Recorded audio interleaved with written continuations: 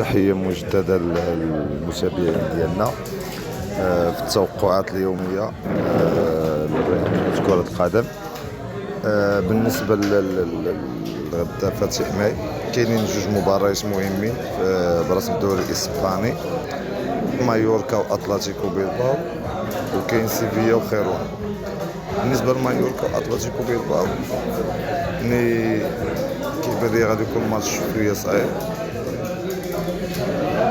احسن حل انا كنصح به الاخوان انهم يلعبوا هنايا على لي كارطون جون، بطاقة الصفرات اكثر من 4.5.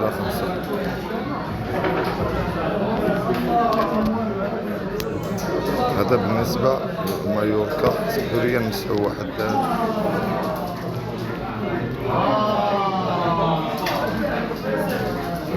بالنسبة لمايوركا وأتلتيكو بيلباو.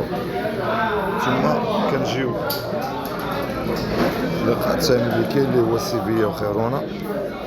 سيفيا خصها تجمع اكبر عدد من النقاط اللي بقى في هاد الجولات الاخيره باش على الاقل تلعب دوري ابطال اوروبا العام الجاي. دونك كنرشحوا انها تربح، نعطيوها فوز عادي. هذا بالنسبه للقاء ديالنا.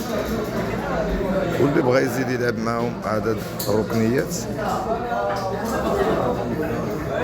9.5 هي 10 ديال الركنيات في اللقاء كامل او اكثر. دونك هذا فيما يخص الدوري الاسباني. كما كتلاحظوا مجموع ديال لي كوت 6.3. الانسان يحاول يلعب بالمبلغ اللي يتحمل الخساره ديالو كما كنقولوا. واحد موفق للجميع.